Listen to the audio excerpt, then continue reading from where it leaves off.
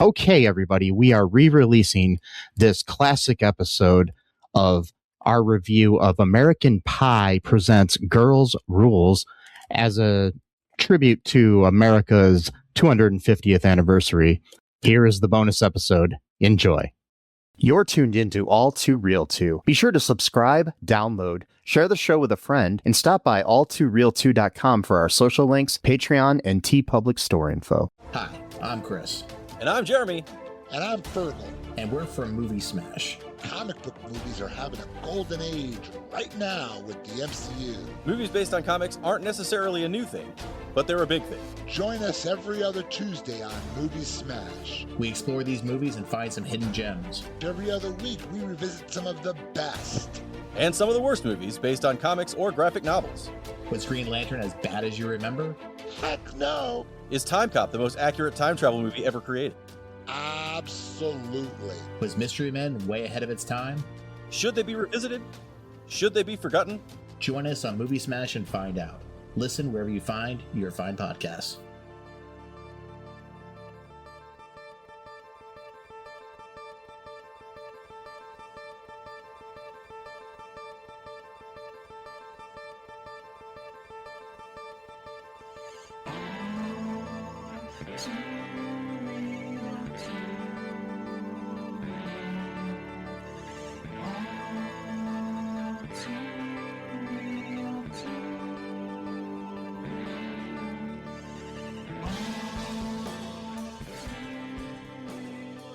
Okay, everybody, welcome to the latest episode of All Too Real. My name is Michael E. Cullen II, and with me via Zoom is Matthew Patriarchy Patriot. It's an inside joke. You'll get it in a second. So, yes, my patriotic friends, we are covering a great American film because it's in the title. Yeah. It's American Pie Presents Girls Rule. Girls Rules. Sorry. Girls Rules. Yeah. Oh, I always thought it said Girls Rule. Gotcha. Okay. Yeah. Okay, because, what we all need in these trying times, which this was released on October 6, 2020, is another American Pie film, because there's not enough American Pie films. Especially not enough direct-to-video ones. No. Oh, please, no. Definitely not enough. This is the second one we've covered on our podcast. You may remember our previous episode where we covered American Pie Presents Bandcamp. I still stand by that film. It actually wasn't that bad. No, it wasn't. Very, very problematic and possibly criminal, and very definitely criminal. Yeah, definitely. Yeah. I mean, not the movie itself, but the actions of the characters within the actions film. Of the character. Yeah. He definitely would have went to jail for that. But yeah.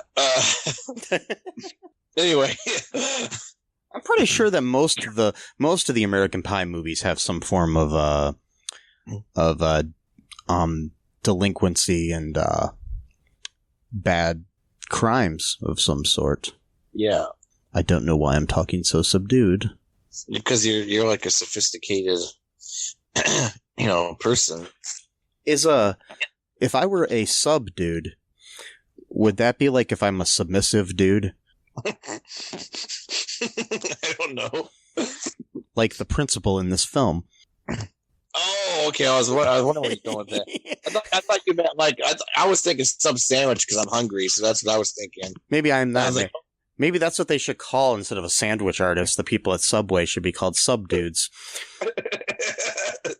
Sub dudes. The hell? Person shows up with a whip. I want the BMT on the. I lost the joke. It got away from you. The cheddar. I care. It's been like a year since I've been to Subway. The cheddar, blah blah, Italian urban cheddar. There you go, bread.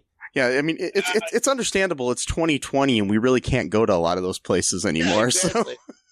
Plus, my Subway freaking closed down because the economy's doing so great that it's been in the past 30 years, and that restaurant's been in my neighborhood for the past 30 years, and it closed down 2 weeks ago. Anyway, and then also the Ralphie's closed down across the street, and that's been there for about 20 years. Okay, cool. Anyway, Yeah, I'm not going to get into that, but America, fuck yeah. Anyways, so this movie. Yeah. Now I'm hungry for a sub sandwich, god damn it. Me too. I really want a pizza sub. Oh well. Yeah. Too bad there's not really a Subway within walking distance of my apartment. Or even driving distance, really. Oh, there's one decently within driving distance. Probably about a 5 or 10 minute drive, but I don't have a car, folks, so I would have to walk. It's good exercise. American Pie. Maybe we should talk about it. Anyways, okay. Oh, yeah. Yeah, sure. American Pie presents Girls Rules. That's hard to say. It is. Girls Rules. Yeah, it's kind of a weird. Yeah. So, this movie was directed by Mike Elliott. Mike Elliott has also directed. Well, he's a producer as well. He's produced a bunch of stuff. He produced Bulletproof 2, which we've covered on this podcast. He also produced How High 2. Oh my god. Granddaddy Daycare, which we covered on this podcast. Yeah. Death Race 4. Okay. Tremors, A Cold Day in Hell. Woody Woodpecker. Bigger, Fatter, Liar, which we covered on this I was podcast. going to say, his name sounded familiar to me, like Mike Elliott. Yeah, he's the producer of a bunch of direct-to-video sequels, it looks like. Okay. And some Rob Zombie movies and stuff. Okay. Yeah, he produced Halloween 2, but he also produced, War Games, The Dead Code, which is a direct-to-video sequel, Smokin' Aces 2, which is a direct-to-video sequel, Death Race 2, Blue Crush 2, Little Rascals Save the Day, all direct-to-video sequels. Beethoven's Fifth. Didn't we? I don't think we did that one, did we? No, we did the fourth, I think. Oh, okay. With Judge Reinhold. Yeah. He produced the TV series The New Addams Family, which was basically a sequel. And the TV movie Addams Family Reunion, which I want to cover for this podcast someday. Addams Family. I think I saw that. Yeah, it's got Tim Curry in it. Yeah, but he's also, he also produced Richie Rich's Christmas Wish. He's produced a hell of a lot of movies and TV shows. Good for him. Yeah, good. But this one he directed. He also directed a movie called November Rule. He directed The Scorpion King 4, Quest for Power. A Warden's Ransom. Blue Crush 2. And Beethoven's Big Break. Okay, so that's our director, folks. Yeah. More power to him. Yeah, Plus, he's a big dude with a bunch of tattoos that kind of scares me, so... Okay. I'm only going to say good things about him. Yeah. For that reason. No. The movie, it's the fifth installment of the direct-to-video sequels. It was written by Blaine Weaver and David H. Steinberg, based on the characters created by Adam Hers for the first movie, even though none of those characters really appear in it, but a relative of one of them does. Not sure how she's related, but she is. Okay, so our cast. We have Madison Pettis as Annie. You may remember Madison from the movie The Game Plan with The Rock when she was a little girl. Made me feel old when I realized that she was in that movie. All right, the character of Stephanie Stifler in this movie was played by Lizze Broadway. Are you recording, though? Yeah. Oh, okay. It doesn't say record on my end, so I was wondering. Oh, hold on a second then. Okay, yeah, the cast also included Lizze Broadway as Stephanie Stifler. Lizzie is from our hometown of Toledo, Ohio. Mm-hmm. So she's got that going for her. Yeah. And we also had Piper Curda as Kayla, Natasha Behnam as Michelle, Darren Barnet as Grant, Zachary Gordon as Emmett, Cameron Ingalls as Tim, Christian Valderrama as Oliver, Zane Emery as Jason, Ed Quinn as Kevin, Sara Rue as Ellen, Barry Bostwick as Peepaw, and Danny Trejo as Mr. Garcia the janitor. Yep. So a star-studded cast here. Mm-hmm. Hey, anything with Danny Trejo fixes any movie that or show, no matter what's going on in it. So he was very underutilized in this movie, though. Yeah, he wasn't in a lot, but yeah, his face pops up. You're like, oh boy, like. I think he literally has like 1 or 2 lines in the whole movie. Yeah, I mean, I still think of him as Breacher from The Flash, mainly because that's what I like him the most in is that character. I think of him as Mr. Diaz in Brooklyn Nine-Nine. Oh, yeah. He plays Rose's dad on there. Yeah. And you can't forget Granddaddy Daycare, which is a classic. I mean, yes. I actually enjoyed that movie. So, I did too. I just play around. Yeah. So, the development of this film, just give a little bit of background here. This is from the Wikipedia.org. Mm-hmm. After the success of American Pie Presents The Book of Love, written by David H. Steinberg, he was hired to write the next movie in the series entitled American Pie Presents East Great Falls, centered around 4 male students at East Great Falls High School who all fall in love with the same female student. Universal Studios hired new writers to rewrite the script and flip the genders of all the characters in 2017. Mm-hmm. So basically, the script was originally written as a male-centered film, and then they flipped it to a female-centered film. And it wasn't supposed to be an American Pie film either. It was just supposed to be like a regular. Oh no, it was supposed to be. It was supposed to be American Pie Presents East Great Falls. Oh, okay, I got you. Which is the name of the high school. Yeah. Oh, I see. Okay. Yeah.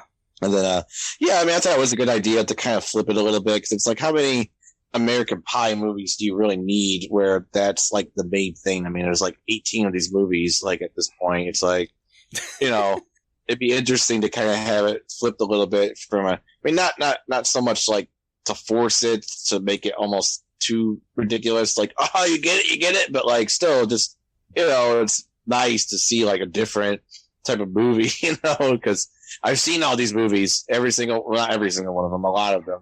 And I'm like, okay, I'm getting a little tired of this trope.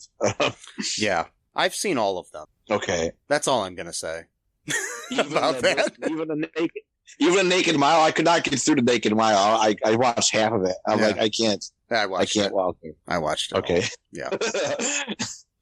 I watched the whole thing. Okay. That was a good day, Matt. Yeah, I'm sure it was. I remember, sometimes there's those moments in your life where you just remember where you are, what you were wearing, the smell in the air, all of that good stuff.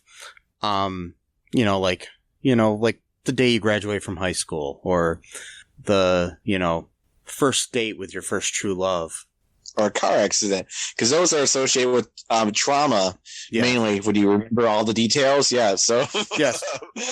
And speaking of trauma, then you remember the time you saw American Pie Presents The Naked Mile. Yeah. You remember sitting there in your bedroom really late at night and you can't think of anything to watch, and you go onto Netflix and there's that movie suggested to you for some reason. Because their algorithms suck, and sometimes it's like, hey, you watched Silence of the Lambs, so you might like American Pie Presents The Naked Mile.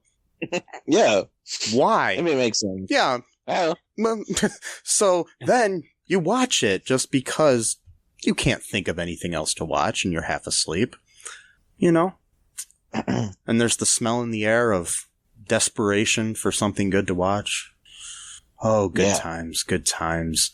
So I had another experience kind of like that, where I got onto Netflix recently and saw, hey, it's 2020 and they released another American Pie movie.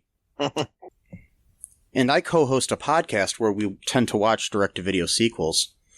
So I was like, hey, someday I'm going to have to watch this. And that day came, Matt. It came and it went. Mm-hmm. And now we're here to talk about it. Yeah, well, I watched it 3 times, so for no reason at all. And yes. I do not get that. But I don't know. More power to you. There's been several movies in my life that I've watched 3 times, yeah, or more, like Citizen Kane and the original American Pie. Yeah. So you want to get into this pie? And let's cut ourselves a slice here. Anyways, yeah. So the plot of this movie is basically the plot for the first movie, kinda, but reversed. Yeah. Sexually. In a way. We said at the beginning, what happens here, Matt? I'll let you kind of guide us through, because you've seen it 3 times. Yes. Yes.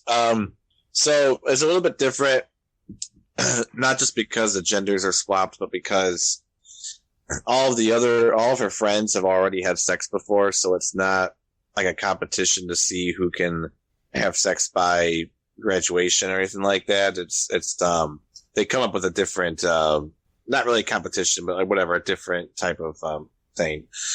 And Annie, she's the character that's a virgin, and she was trying to, have sex for the first time with her boyfriend the night before he goes off to college.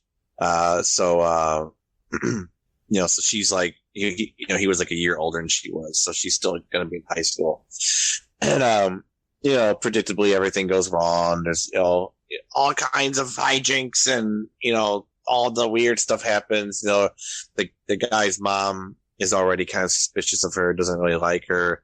And, so she pretends to leave, and then she goes to her car, but then she puts on like a raincoat because she's just wearing like underwear and stuff underneath it. So she tries to like scale the rooftop and all that kind of stuff to get inside his bedroom. Meanwhile, the guy's mom is baking a cake, to surprise him, the night before he goes off to college.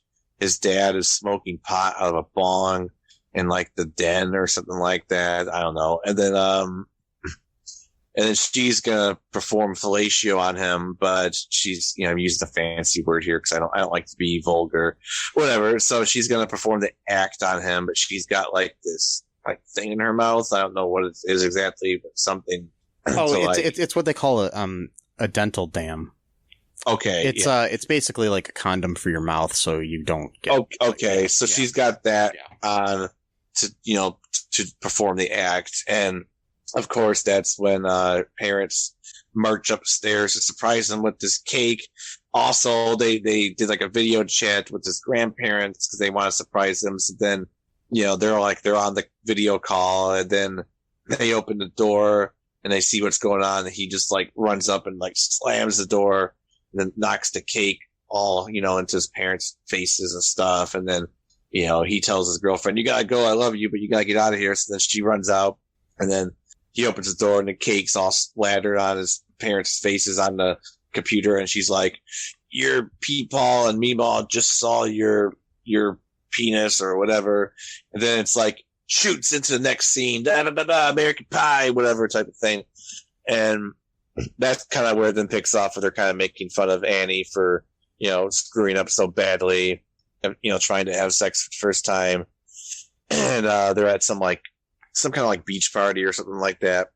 Oh, plus 2. Also, no, I skipped. So like it does like an intro for each of the main characters. So like that's her first intro, and then it goes into like all the like things go. So like Stephanie Stifler, I actually really like this one a lot. So like the principal of the high school is like a really pervy dude who like hits on the female students, which is like illegal, even if they are of age, because you're in like a position of authority, you can't do that. But he was also hitting on the underage students as well. So she pretended to be like a dominatrix type of thing to like get him like in his underwear and stuff and handcuffs.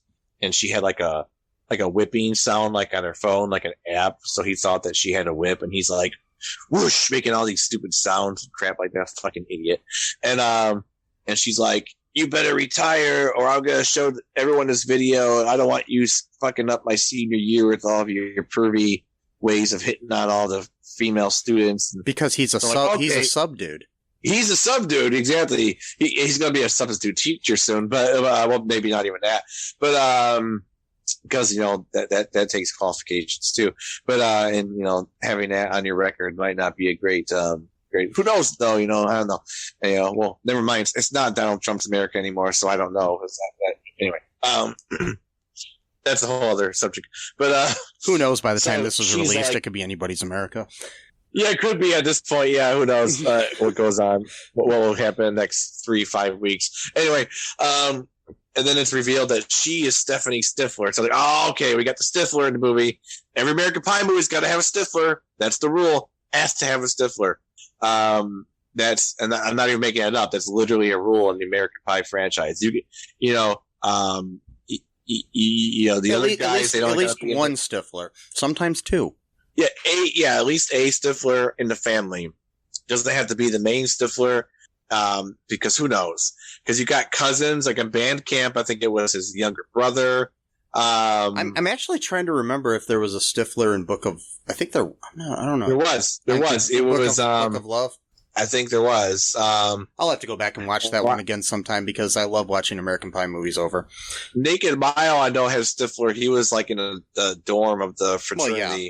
There was two of them in. There was two of them in Naked Mile and the one before it. And it's interesting because the Stiflers are different in each movie. They're not all like stupid like the main one was in the first American Pie movies. Yeah. So like in Naked Mile, like the guy who's like in the fraternity, he's kind of like a cool guy. He's got all together type of thing. He's not like a kind of like a just douchebag like in the first American Pie movies with what's his name? Come on, like for guys. Sean William Scott. Yeah, come on, Sean. Really? How am I forgetting that name? Yeah, he wasn't like a douchebag like that character was, and Stephanie Stifler, she's probably a cousin, I guess, or something like that. I don't know. Yeah, they don't really explain the relation. They didn't say. So she, blackmails, her pervy high school principal to force him to go into early retirement. So that was kind of cool. That's kind of set it up for me. I'm thinking like this is gonna be a kind of a cool movie. I mean, that's like an alpha move right there. I mean, she literally forces this guy into early retirement. Like that's fucking awesome. That didn't really pan out that well. But anyway, so and then they go into the other character is Kayla, and she's like really insecure person. Like she's always like trying to trick her boyfriend into like telling her that she's amazing and stuff, but she's always insecure. Like, well, am I as good as this person? Blah blah blah, and who's this person on your phone and all this kind of stuff. And it's like, my cousin, and stuff like that. And so he's like the over attentive boyfriend that is too nice to her, which then makes him a bad guy because, I'm not going to get into it because that whole like, yeah, whatever. Like, I don't want to get in trouble, but it's just kind of like, it's like that weird thing where it's like, you're bad, but you're too good. You're too good. You're too bad. Okay. Anyway, not going to get into that, but, and then there's Michelle, who for some reason likes to pleasure herself to listening to JFK speeches. Everyone's got their own thing, I guess. Yeah, there's that. And then after they get through all the intros, then they're like at like this beach party or whatever. And then they come up with this plan to like all meet someone by prom, but they spell it backwards as morp for some reason. I'm not sure why. Just because they thought it was cool, I guess. Oh, morp is where the girls ask the guys. Oh, I see. I got you. Okay. It's backwards. It's kind of like it's like their Sadie Hawkins dance or turnaround dance or whatever. Yeah. Gotcha. Okay. So they, and like, I guess like the trick for this one was basically that like, each girl was supposed to find a guy that they individually kind of need like for their own personalities. So it's like, for example, like they want Kayla to meet someone that's not so nice because she needs someone that's not like just gonna like dote on her. Whereas Stephanie Stifler, she's kind of like promiscuous and doesn't really like believe in love, so she should find someone that's kind of nice. So it's like basically like to find someone that they don't necessarily want, but that's more of like compatible for like their growth or whatever. Kind of, I'm not sure if I'm explaining it right, but like that's what I got from their conversation was like, it's like this character actually, you know, should be with a nice guy because like they're not growing by doing what they're doing. Whereas this person, they might need someone that's a little bit like not too nice because that's like their crutch. I might be really over explaining this American Pie film. Like the intricacy, the nuances of the American Pie film, but that's what I got from that. Okay, that's my weird interpretation. And what else happened? I know which weird shit happened. What are we talking about? American Pie, girls rules. Okay. Yeah. So, what happens next in this very, very convoluted plot? Yeah, well, I made it more convoluted than what it was, but I think I've written like a weird philosophical thesis about this film that has nothing to do with what it actually is. Anyway, so basically it becomes, which I was not a fan of this. I was worried it was going to do this because a lot of movies that do this gender swap thing, they tend to make the female characters act as though they are the male characters, and I don't really like that because it's like, it's okay, it's great to have like, you know, female empowerment or whatever, but like you don't have to then like just like we're just gonna be like these people, like, because then it's still like about those people in a way. It's just that the new people are acting like them. I don't know how to explain it. I'm not really good explainer to it, but like that's kind of like where I was getting at, where I'm like oh, it's the girls that are all promiscuous and they want to just have sex, where it's the guys that are emotional. And it's like, why does it have to be like a flip? Like, can't you just do something original? Anyway, I'm expecting too much from it. I mean, so because like the reality is somewhere in the middle. Yeah. I've seen a lot of stuff. Even like Legends of Tomorrow had an episode like that where Ray was leaving the show. Ray Palmer was leaving the show, and they were having like a bachelor party and a bachelorette party. And the bachelor party, it was the men, they were like just talking about their feelings and stuff at the table. But the women were going crazy, and it's like, okay, I get what you're trying to say, but it's kind of comes off weird and stale. Anyway, I don't want to get into that too much because I don't want to get in trouble. But I've noticed that kind of trope where it's just like, we're just going to have the female characters be like the men, and then the men, it's just like it's overdone in my whatever. I'm getting too far to that because I don't want to get into it because that's a very low point of what is actually going on in the movie. But I noticed that, and I'm like, I just don't really like that. Well, I mean, partially you can tell that they took a script that was written for guy characters and switched them to girl characters.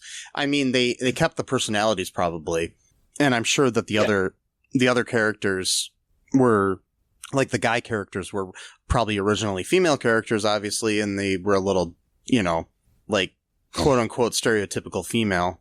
And there's also the whole I don't know, it's just so you've got some of that seeping into the plot and to the characters too, I'm sure.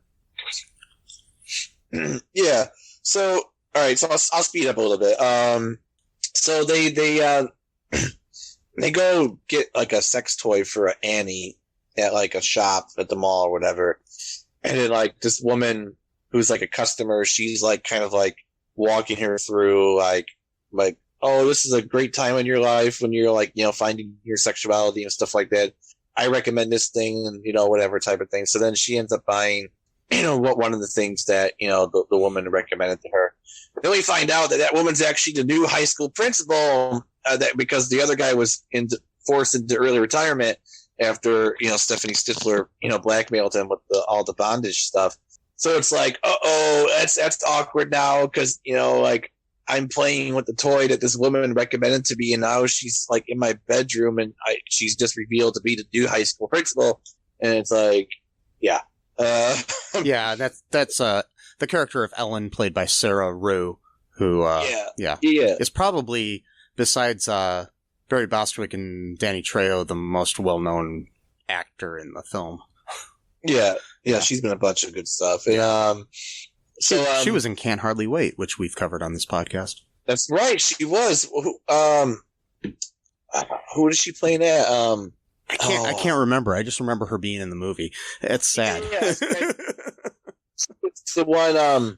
I remember. Anyway, yeah. So anyway, she introduces herself to the house, and to Andy's dad, and she of course bakes a pie, and she's like, the pie is still hot, and all this kind of stuff. It's cherry, all this innuendo stuff, and they're like sensually eating the pie together, and meanwhile, like, her son is just sitting there, in the middle of this table or whatever, because she brought him, and he's like, I think I'm gonna get going, and that's how they the dad's like, oh, you must be studying for the same test that Annie's studying. Let's just go introduce you to her, which is still kind of weird. Like, even if she wasn't pleasuring herself, it'd be kind of weird to just be like, oh, sure, just go. Just walk right into somebody's bedroom and with a closed door. What? Like, who does that? Yeah. Anyway, she could be in there changing her clothes. Yeah. So that was kind of weird, and I even when I saw that, I was like, "That's okay, whatever." And but that's movie. So that's movie logic, though. So it is. So they're setting up that thing with the principal and her dad is a possible fling or relationship, more so just a sexual fling, and because they're both divorced and all that kind of stuff. And anyway, I'm getting sidetracked. And so yeah, this guy, his name is Grant. He's like the cool guy that all the girls end up individually liking. They didn't realize it at first because they were supposed to find different guys. And and they all have different run-ins with him and kind of fall for him. So yeah, for various different reasons, because he's one of these characters where his personality is so blank in a sense that they each see something that they like in him, I guess. In a way, the actor Darren Barnet, and the way he portrayed the role, he kind of reminds me of a young James Franco in Freaks and Geeks or something. Yeah. I definitely got a Franco vibe. Yeah. Even by how he looks a little bit too, physically. So anyway, Stephanie Stifler, she hits him with a golf ball in the head to get his attention, because that's, an alpha move, I guess, is to physically harm an individual in order to have them in their disoriented state want to thank you. And was it a golf ball, or was it I thought it was what's that game? Lacrosse ball. Yeah, it was lacrosse. That's what it was. Yeah. So she hits him from far away, and then she runs to his aid. Which that's what a good manipulator does. You hurt someone, and then you come to their rescue. Not a great attribute to have in life, but whatever. And so then she helps them up, and she's like, "Oh, hi." I don't remember the line, whatever. And then that was supposed to work, but it didn't work on her. Her seduction techniques didn't work on her. So then this is where it gets weird, because they really rushed this plot line, in my opinion, because the movie's only 95 minutes long, and there's this character named Emmett. And she used to be friends with this kid when they were little kids, but they haven't talked in 8 years, because she said that he wet his pants once in front of school, and then it really embarrassed him. And then out of the blue, she wants to talk to him. It's kind of like speaking of Can't Hardly Wait, the relationship between Lauren Ambrose's character and Seth Green's character in that movie. Yeah, exactly. Yeah, it's exactly the same thing. She wanted to climb the social ladder, so she humiliated him in order to, get up there. And he's, doing his own thing. He's got his own interest, and he's comfortable with himself. He's not like a little smarmy, kid. He's likes himself, who he is. And, because he's friends with Grant, she wants to basically have Emmett tell her all of his weak spots, essentially, in order to get to know him and stuff like that. And she, willing to pay him $100. Well, she was going to pay him $20, and he's like, he's a great friend of mine. How dare you? My minimum is $100 or whatever. And so they start hanging out. And of course, you know how the movie's going to progress is that she's going to get closer to him while she's supposed to be learning how to seduce the other guy. Really boilerplate stuff. You know, I could see that from a mile away. Like when she's in his bedroom and she sees like an old photograph of the two of them when they were little kids. I'm like, yeah, there it is right there. Oh yeah. You know, like, well, the minute they started talking, I kind of saw that coming. yeah, exactly. Like, well, even before that too, because when he was doing the morning announcements, even before all of this, and she was like kind of like smiling, like when he was doing the morning announcements, like she thought cute or something like that. So I don't know. That was during my second viewing when I started picking up all the nuances of the American Pie film. Well, that's why you have to watch an American Pie movie several times. At least a minimum 3 times. Because a good American Pie movie is like an onion. It has layers. And wait, onion pie. Wait, what? Disgusting pie. and onions give me migraines. Yeah, well, it sucks. Yeah, you can draw to the conclusion of what that means all you want. Yeah, exactly. I'm not saying directly that American Pie movies give me migraines. Just saying that American Pie movies are like an onion. They have layers. Yeah. Well, there you go. Many layers. Sadly, no Eugene Levy in this film. Yeah, it's the only one without Eugene Levy. Really? Wow. Yeah. It's noticeable because he's like the glue, I think, that holds together all those movies. They should have. I mean, I think they should have brought in some character from one of the other movies just to have a glue or a connection there. But because you know whenever you had Mr. Levinson in those movies, it made sense. Even though sometimes it never made sense why he was in the movies, but right, exactly. But you know, he just show up everywhere. But Eugene Levy, you know, was probably too busy doing Schitt's Creek to do this and other things too. And plus, I'm sorry, but Schitt's Creek is going to take precedence over this, especially since. I mean, this was obviously filmed before that, but now he's an Emmy Award-winning actor for that show, so... Right. Yeah. Right, yeah. Exactly. So can you help me out here? What else? I'm kind of skipping a timeline a little bit here. So there's another character, Michelle, who also kind of had a thing for Grant, like everybody else does. She... There's a character who's like the assistant or second in command to the principal... named Oliver, played by Christian Valderrama, who, by the way, is the nephew of Wilmer Valderrama. But, from that 70s show. And NCIS and other things. Anyways, he's like, you know, in love with this girl. She's in love with Kennedy. He does a Kennedy impersonation. They fall in love eventually. I'm cutting out a lot, but I'm just giving you that plot point. Yeah, that's pretty much what it is. He's kind of a nerdy guy, you know, obsessed with Kennedy. She's a nerdy girl obsessed with Kennedy. Put them together. What do you got? Yep. 2 nerdy people in love with Kennedy. Anyways, that deserve to be together. And when I say Kennedy, I don't mean the MTV VJ. I mean John F. Kennedy. Yeah, you know what I mean? No. Not that Kennedy. No. That'd be even weirder. Malibu's most wanted.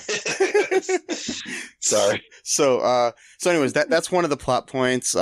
Eventually they end up together. At one point, Annie goes to visit her. Did we talk about this yet? Visit her boyfriend in college. That's right. Oh yeah. Yeah, she goes to visit her boyfriend in college to try to, you know, sleep with him and surprise him. And, she catches him in his dorm room, getting a blowjob from some random girl. Yeah. And so that ends that. Grant finds out that he's basically part of a bet. And so you have the she's all that moment where I was a fucking bet, you know, anyways. And then, right. So, you know, it wasn't really a bet. It was a, you know, whatever, but that's basically what it is. It's, you know, where your stupid plan, you fall in love with the person you put into the situation, and then, you know, yeah, you got to have your romantic comedy, barrier there so they can't get together. So Annie, Grant really likes Annie. They start getting closer and getting to know each other. Stephanie basically, like you said, falls for that other dude, for Emmett, which I was happy to see that name being used in a movie because my late grandfather's name was Emmett. And anytime I see that name used, I get happy about it. So, but anyways, so eventually what happens is there's the Morp dance, the backwards prom, where everybody's supposed to dress up in their pajamas. Yeah. For some reason. And all the girls go together. And then the Stephanie and Michelle and Kayla basically are there with their guys. Basically, Kayla ends up getting back together with her dude after making him jealous and all this other shit. Yeah. So then they all end up at the dance. The girls and the guys put together a plan to get Grant to come there and realize that, he's meant to be with Annie. And then everybody has sex. Yeah, pretty much. Yeah, there's like, that's like Annie and Grant have sex in this tent that they set up on the middle of the lacrosse or football field or whatever it is, Yeah. Yeah. And then Michelle and Oliver have sex after he does his impersonation of Kennedy, which isn't quite as good as my Ted Koppel, by the way. But if he had Ted Koppel, he would have been sleeping with like 6 different women. I know. Or girls. That's what I'm telling you. Yeah. Chad Koppel, that should be his nickname. Yeah. So anyways, then everybody lives happily ever after, and they dance during the credits. Yep, there it is. That's American Pie. Girls rules. Do you want me to read a couple of reviews here, user reviews from the Internet Movie Database? Yes, I would like that. Okay, here's a 1-star review from Rebecca's Frida. I don't know. Anyways, this was on October 7th of 2020. 1 out of 10 stars. How can the director have the courage to screw up the franchise name? A silly film of idiots in love. Cade the real Stifler. This woman is nothing at all. I don't know what that means. So, okay, another one. This is from Christos Rokos on October 6th of 2020. The perfect way to destroy the American Pie saga is this movie. Do yourself a favor, never watch it. I will try really hard to forget that I watched it. I think he meant that I watched it, but he just says I watched it. Yeah. Okay. He or she, whatever. I'm thinking Christos is a boy. Okay. Another 1 out of 10 star here is Pathetic by Huddick 56680. Huddick. Okay. I don't know how to say that. Okay. Anyways, it says Pathetic. It was incredibly bad. It has nothing to do with the previous successful American Pie movies. Okay, here we go. Another 1 out of 10. The one that effectively killed the franchise, from Smashing Steve. This female-centered American Pie flick is sadly not very funny, completely sanitized film with lazy writing and directing. The worst offense is a very forced feminist message. But before before the pitchforks and fires come out, I am all for equal rights. But crudely forcing the message in every bit of a once popular entertainment property doesn't work.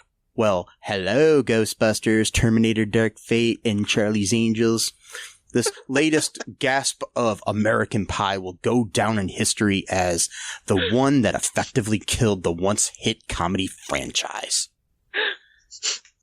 Oh boy, you kind of love the anti-feminist rants, like, about American Pie. Like, they're gonna ruin our secret American Pie. but he's not anti-feminist because because in there he said something like, what did he say? He said, "Don't get me wrong, I'm all for, you know." Because when you say something like, you know, before the pitchforks come out, that definitely means that you're not being sarcastic or anything like that. And like I said earlier, I do think that sometimes these things can feel a little forced. I do think that's a legitimate critique without necessarily being labeled a bad person for having that critique. Yeah, but my issue with it is when he references the Ghostbusters, which I thought was a really good movie, actually. Right. But a good movie. I mean, I had some issues with it. I mean, my issues had nothing to do with the quote unquote feminist, you know, invasion of a property or whatever. Yeah. God. I still have yet to see Dark Fate or the new Charlie's Angels, so I can't comment on those, so I don't know. But here's a really well put all caps review here from SS Monray. 1 out of 10. It's definitely not American Pie, ellipses. WTF, ellipses. You ruined it, ellipses.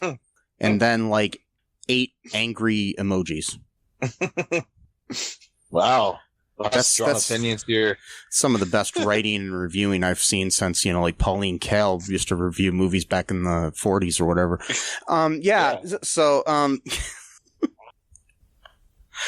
okay. Yeah, man. Yeah, basically, I'm looking for a good review of the movie. Oh, you're not going to find one because they probably... what's the word where they put a bunch of negative reviews on purpose so that what's it called? I was looking for it. Like review bombing and stuff. Yeah, they probably did a bunch of that. So, but I mean, the main thing here is, like, you know, I don't look to that's usually something you see on like Rotten Tomatoes and stuff like that. Okay, not on IMDb. Like the highest rating I've seen is like a 5 out of 10. So, and that one itself says that it's a film for a very narrow audience. Anyways, anything else, Matt, before we wrap things up here on the review of American Pie Girls Rules, which you can now see on Netflix currently as we record this. Yeah, it's on Netflix. I wish I didn't forget a lot of stuff in the movie because I watched it 3 times, you know, and other movies I've watched once I can remember everything. Maybe I've just got a lot going on in my mind or something that. Well, it's also a very predictable script and it's kind of forgettable. You know, it's like, yeah, true. It's like how the stereotype about, like, you know, eating like Chinese food that you're hungry an hour later. Right. When you watch this movie, it might satisfy you for a minute or two while you're watching it, but then an hour or so later you want to watch a different movie. Yeah. Then you just forget it and just forget that you ever watched it. And because the feminists are stealing away all of our great movie franchises. But you know what the good thing is, Matt? If you've forgotten what happened in the movie, you can watch it 3 times like you did and enjoy it just as well each time. Yeah, that's true. Or not enjoy it. Maybe that's part of the plan, is just to get you to keep watching it. Yeah, or not enjoy it. I don't know. Wow. Anyways, I don't. I was just gonna say. Anyways, if you guys liked this episode or any of our episodes, please check out our Patreon. You know, we're gonna start having a lot of cool stuff on there. You can maybe get some episodes early and things of that nature. There's probably some ads on here for some other podcasts too, of some people that reached out to me to advertise on here, and check out their shows too. You know, they're probably good. Yeah. No, they are. Anyways, I wouldn't attach them if they weren't. And also check out our TeePublic and buy some stuff. And during this time where we got COVID going on and everything, I'll have some stuff in the show notes again as usual lately, where you can help out, you know, some people that need help during these tough times that we're going through in this country and in the world. Yeah. And also check out Matt's music and stuff. Because if you want to. Matt's a kick-ass music guy. Kick-ass music guy. I like that. That's a good. That's a good tagline. He has that tattooed right on his chest. It says "kick-ass music guy," and No, I got Ted Koppel tattooed across my chest. Oh, you do? So yeah. Well, I was hoping that it was like on your back, like Roger Stone's Richard Nixon tattoo. No, that's Tom Brokaw's on my back. So. Oh, okay, gotcha. That's cool. Of course, you got to have him there. You know, I've got I named both of my arms. My one's named Peter and the other's named Jennings, and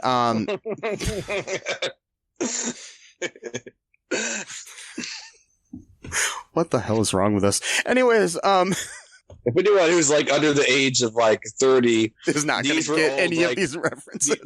These were old news reporters from like when we were kids. So they were really popular at the time. You don't understand. Okay. The sad thing is right now besides like Lester Holt, I don't think I can name anybody that hosts like the news. So it's like back then the evening news was a big deal. 7:00. Yeah, that's usually when people are eating dinner. And this was before Fox and MSNBC and stuff. So this was like it wasn't 24-hour. Well, CNN did start around that time, but this was before 24-hour news was like a normal thing. So it was like 7:00 world, because it was world news and national news. It wasn't just what's going on in your city. It was the national news and the world news. So. It was a big deal. This was like your gateway into like the outside world a little bit. And Ted Koppel or Peter Jennings and Tom Brokaw was your guy, your St. Peter. Well, Ted Koppel was the Nightline guy, and then then you had Peter Jennings, Tom Brokaw, and Dan Rather were our guys. Yeah. Before Dan Rather, there was Walter Cronkite when I was a kid. It was like And notice that all these guys... I'm Walter Cronkite, and that's the way it is. Okay, that's a really bad Walter You will Cronkite. notice that all these guys are guys and white. Yeah, I was listening. So, and these guys, like Walter Cronkite. I mean, I don't know about these other guys, but Walter Cronkite had the great, sign off where he would say, "And that's the way it is." Yeah, and it's like. I heard an awesome thing. I don't even remember what podcast it was, but the guy signed off and he says, and just remember, every great radio guy has a good sign off. That was his sign off. Something of that nature. I was just like, that's funny. That's great. Yeah. So anyways, anything else, Matt, before we, wrap things up here? No, just Koppel your way out of life, man. Just, be like Ted Koppel and just don't give a fuck. It's not at all his slogan. Be like Ted Koppel and don't give a fuck. Remember that, folks. Remember that. Remember that. No truer words have ever been said. Bye-bye. Thanks for listening to ALL2REELTOO podcast, a Cullen Park production. Produced and edited by Michael E. Cullen II. Music by Matthew Hawes. Subscribe and share the show. Visit us at cullenpark.com.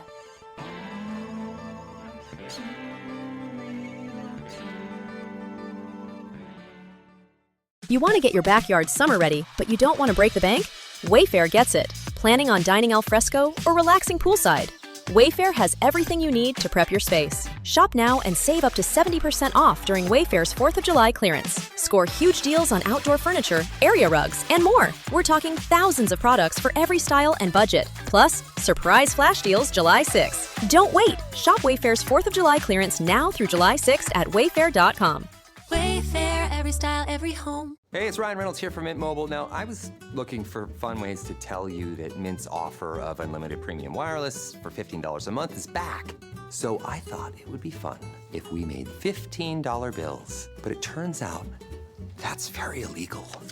So there goes my big idea for the commercial. Give it a try at mintmobile.com/switch. Upfront payment of $45 for 3 months, $90 for 6 months, or $180 for 12-month plan required. $15 per month equivalent. Taxes and fees extra. Initial plan term only. Greater than 50 gigabytes may slow when network is busy. See terms.